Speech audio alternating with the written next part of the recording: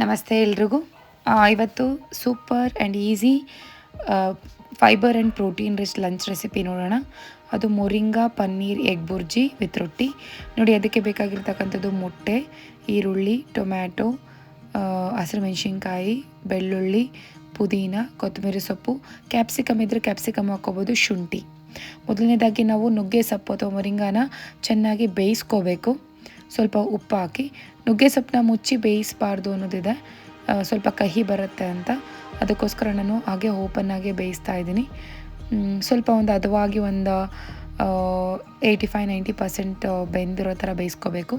ನಾನು ಬುರ್ಜಿಗೋಸ್ಕರ ಏನು ಮಾಡ್ತಾಯಿದ್ದೀನಿ ಅಂದರೆ ಆನಿಯನ್ನು, ಶುಂಠಿ, ಹಸಿರುಮೆಣ್ಸಿನ್ಕಾಯಿ, ಬೆಳ್ಳುಳ್ಳಿ ಮತ್ತು ಪುದೀನ, ಕೊತ್ತಂಬರಿ ಸೊಪ್ಪು ಇಷ್ಟು ಹಾಕ್ಬಿಟ್ಟು ಚಾಪ್ ಮಾಡ್ಕೊತಾ ಇದ್ದೀನಿ. ಚಾಪರಲ್ಲಿ ಸ್ಮಾಲಾಗಿ ತುಂಬ ಫೈನ್ ಪೀಸಸಲ್ಲಿ ಚಾಪ್ ಮಾಡ್ಕೋಬೇಕು.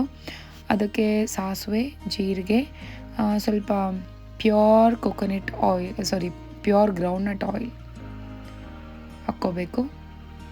ಮತ್ತು ತುಪ್ಪ ಹಾಕ್ಕೊಂಡು ನಾವು ಚಾಪ್ ಮಾಡಿರ್ತಕ್ಕಂಥದ್ದನ್ನು ಬಾಣಲೆಗೆ ಹಾಕ್ಕೊಳ್ಬೇಕು. ನೋಡಿ, ಈ ರೀತಿ ಫೈನಾಗಿ ಚಾಪ್ ಮಾಡ್ಕೋಬೇಕು. ಸೊ ಬೇಗ ಚೆನ್ನಾಗಿ ಬೇಯುತ್ತೆ. ಸೊ ಬೇಗ ಪ್ರಿಪೇರ್ ಮಾಡ್ಬೋದು. ನಾನು ಇದನ್ನು ಒಂದು 10 to 15 ಮಿನಿಟ್ಸಲ್ಲಿ ಐ ಪ್ರಿಪೇರ್ಡ್. ಸೊ ನೋಡಿ, ಇದನ್ನು ಹಾಕ್ಕೊಂಡು ಚೆನ್ನಾಗಿ ಬೇಯಿಸ್ಕೋಬೇಕು. ನೋಡಿ, ನಾನೇನು ಟೊಮೆಟೊ ಹಾಕಿಲ್ಲ.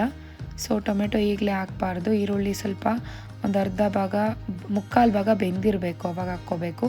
ಸೊ ಆವಾಗ ಟೊಮೆಟೊ ಟೇಸ್ಟು ಈರುಳ್ಳಿಗೆ ಇಟ್ಕೊಂಡು ಡಿಶ್ಶು ತುಂಬ ಟೇಸ್ಟಿಯಾಗಿ ಆಗುತ್ತೆ. ನೋಡಿ, ಚೆನ್ನಾಗಿ ಹದವಾಗಿ ಬೆಂದ ಮೇಲೆ ನಾನು ಟೊಮೆಟೊ ಹಾಕ್ಕೊತಾ ಇದ್ದೀನಿ. ಟೊಮೆಟೊ ತುಂಬ ಫೈಬರ್ ರಿಚ್ ವೆಜಿಟೇಬಲ್. ಹತ್ತತ್ರ ಒಂದು 5 ಗ್ರಾಮ್ ಫೈಬರ್ ಇರುತ್ತೆ ಟೊಮೆಟೊದಲ್ಲಿ. ಸೊ ತುಂಬ ಒಳ್ಳೆಯದು. ಸೊ ಡೈಲಿ ಟೊಮೆಟೊ ತಿನ್ನೋದ್ರಿಂದ ಏನೂ ಸಮಸ್ಯೆ ಆಗೋಲ್ಲ, ನಾರಿನಾಂಶ ಜಾಸ್ತಿ ಇರುತ್ತೆ.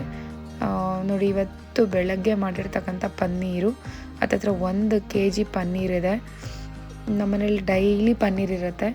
ಸೊ ನಾಟಿ ಹಸು ಹಾಲಲ್ಲಿ ಪನ್ನೀರು, ತುಪ್ಪ ಪ್ರತಿಯೊಂದನ್ನು. ನೋಡಿ, ಇವಾಗ ನಾನು ಹದವಾಗಿ ಬೆಂದಿರೋ ಈರುಳ್ಳಿ, ಟೊಮೆಟೊ ಇದಕ್ಕೆ ನಾನು ನುಗ್ಗೆ ಸೊಪ್ಪು ಹಾಕ್ಕೊತಾ ಇದ್ದೀನಿ. ಅದು ಆಲ್ಮೋಸ್ಟ್ 95% ಆಲ್ರೆಡಿ ಬೆಂದಿದೆ. ಅದನ್ನು ಹಾಕ್ಕೊಂಡು ಚೆನ್ನಾಗಿ ಡೀಪ್ ಫ್ರೈ ಮಾಡ್ತಾಯಿದ್ದೀನಿ. ಅದಕ್ಕೆ ಈ ಹಂತದಲ್ಲಿ ಉಪ್ಪು, ಅರಿಶಿನ, pepper powder, garam masala, chilli powder ಇಷ್ಟು ಹಾಕ್ಕೊಂಡು ಮಿಕ್ಸ್ ಮಾಡ್ಕೊಬೇಕು ಚೆನ್ನಾಗಿ ಹದವಾಗಿ. ಮೀಡಿಯಮ್ ಫ್ಲೇಮ್ ಇಟ್ಕೊಂಡು ಚೆನ್ನಾಗಿ ಹುರ್ಕೋಬೇಕು. ನೋಡಿ, ಅದಕ್ಕೆ ನಾನು ರೊಟ್ಟಿಗೆ ಜೋಳದ ಹಿಟ್ಟು ಮತ್ತು ಕಡಲೆ ಹಿಟ್ಟು ಹಾಕ್ಕೊತಾ ಇದ್ದೀನಿ. ನಾನು ಯಾವಾಗಲೂ ಯೂಶ್ವಲಿ ರೊಟ್ಟಿ ಇದೇ ರೀತಿಯೇ 2 ಹಸಿಟ್ಟಿಂದನೇ ಮಾಡ್ಕೊತೀನಿ.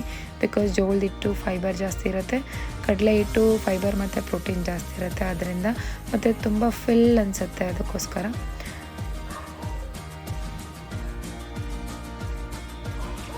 ಮತ್ತು ಟೇಸ್ಟಿಯಾಗೂ ಇರುತ್ತೆ. ನೋಡಿ, ನಾನು ಇವಾಗ ಮೊಟ್ಟೆ ಹೊಡೆದಾಕೊಂಡಿದ್ದೀನಿ. ಸೊ ಈ ಹಂತದಲ್ಲಿ ನಾವು ಮೊಟ್ಟೆ ಹೊಡೆದಾಕೊಂಡು ಚೆನ್ನಾಗಿ ಬೇಯಿಸ್ಕೋಬೇಕು. ಮತ್ತು ಫ್ಲೇಮ್ ಕೂಡ ಮೀಡಿಯಮ್ ಫ್ಲೇಮ್ ಅಥವಾ ಲೋ ಫ್ಲೇಮ್ ಇದ್ರೂ ತುಂಬ ಚೆನ್ನಾಗಿ ಹದವಾಗಿ ಬೇಯುತ್ತೆ. ತುಂಬ ಸಿಯೋದು ಅಥವಾ ಅದರಲ್ಲಿರ್ತಕ್ಕಂಥ ನ್ಯೂಟ್ರಿಯೆಂಟ್ಸ್ ಎಲ್ಲ ಹೋಗುವಂಥದ್ದು ಏನೂ ಆಗೋಲ್ಲ. ಬಿಕಾಸ್ ಮೀಡಿಯಮ್ ಫ್ಲೇಮಲ್ಲಿ ಬೇಯೋದ್ರಿಂದ ಒಂದು ಹದವಾಗಿ ಬೇಯುತ್ತೆ. ನೋಡಿ, ಅದಕ್ಕೆ ನಾನು ಪನ್ನೀರ್ ಆವಾಗಲೇ ತೋರಿಸಿದ್ನಲ್ಲ, ಅದನ್ನು ತುರಿತಾ ಇದ್ದೀನಿ.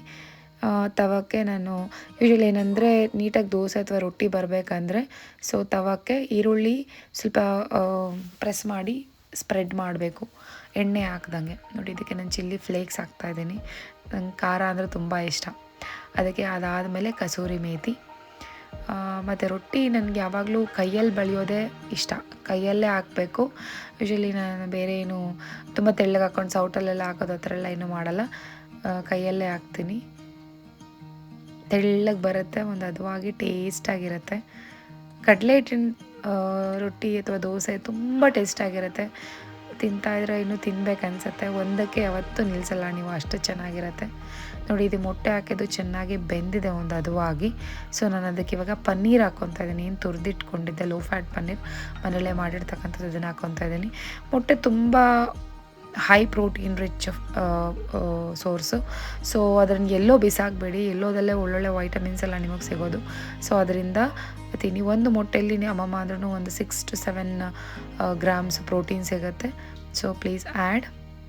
ಇಂಟು ಯುವರ್ ಏನು plate, in the plate, lunch ಅಥವಾ ಡಿನ್ನರ್ ಅಥವಾ ಬ್ರೇಕ್ಫಾಸ್ಟ್ ಆಗಿರ್ಬೋದು. ನೋಡಿ ಇದು ಪನ್ನೀರು. ಲಾಸ್ಟಿಗೆ ಎಲ್ಲ ಆದಮೇಲೆ ಸೊ ಕೊನೆಯಲ್ಲಿ ಕಾಯಿ ತುರಿ ಹಾಕ್ತಾಯಿದ್ದೀನಿ. ತುಪ್ಪ ಮೊದಲೇ ಹಾಕಬಾರ್ದು, ನಾನು ತುಪ್ಪ ತುಂಬ ತಿಂತೀನಿ ಮನೆಯಲ್ಲೇ ಅಮ್ಮ ಮಾಡೋದ್ರಿಂದ. ಸೊ ನೋಡಿ, ಯಾ, ನಮ್ಮ ಲಂಚ್ ಪ್ಲೇಟ್ ಈಸ್ ರೆಡಿ.